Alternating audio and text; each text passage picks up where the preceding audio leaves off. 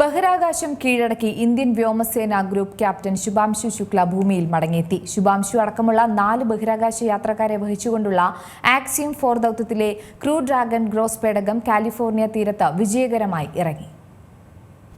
ഇത് ചരിത്ര നിമിഷം. ചരിത്രം കുറിച്ച ശുഭാംശു ശുക്ല ബഹിരാകാശ നിലയത്തിൽ 18 ദിവസം തങ്ങിയതിനു ശേഷം ശുഭാംശു ശുക്ലയും സംഘവും ഭൂമിയിൽ തിരിച്ചെത്തി. ഇന്ത്യൻ സമയം വൈകിട്ട് 3 മണിയോടെയാണ് സംഘം സഞ്ചരിച്ച സ്പേസ് എക്സിന്റെ ക്രൂ ഡ്രാഗൺ പേടകം കടലിൽ പതിച്ചത്.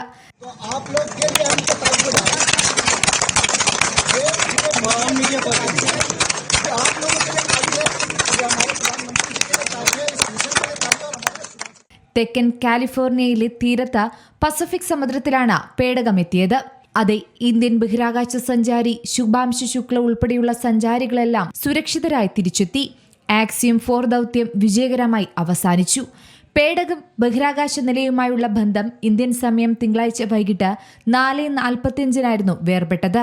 നിശ്ചയിച്ചതിലും 10 മിനിറ്റ് വൈകിയാണ് അൺഡോക്കിംഗ് നടന്നത്. 2:37 നിലയുമായി പേടകത്തെ ബന്ധിപ്പിച്ച വാതിൽ അടഞ്ഞു. തുടർന്ന് 4:45 22 മണിക്കൂർ നീണ്ട ഭൂമിയിലേക്കുള്ള യാത്ര സംഘം ആരംഭിച്ചു. ജൂലൈ 9 14 ദിവസത്തെ ദൗത്യം പൂർത്തിയാക്കിയെങ്കിലും 4 ദിവസം അധികം നിലയത്തിൽ ചിലവഴിച്ച ശേഷമാണ് സംഘം മടങ്ങിയെത്തിയത്. ശുഭാംശു ശുക്ലയെ പ്രധാനമന്ത്രി നരേന്ദ്രമോദിയും സ്വാഗതം ചെയ്തു. രാജ്യാന്തര ബഹിരാകാശ നിലയത്തിലെത്തിയ ആദ്യ ഇന്ത്യക്കാരനെന്ന നിലയിൽ ധൈര്യത്തിലൂടെയും ആത്മാർപ്പണത്തിലൂടെയും കോടിക്കണക്കിനു പേരുടെ സ്വപ്നങ്ങളെ സ്വാധീനിച്ച വ്യക്തിയാണ് ശുഭാംശു എന്ന് പ്രധാനമന്ത്രി എക്സിൽ കുറിച്ചു. National desk, C Malayalam news.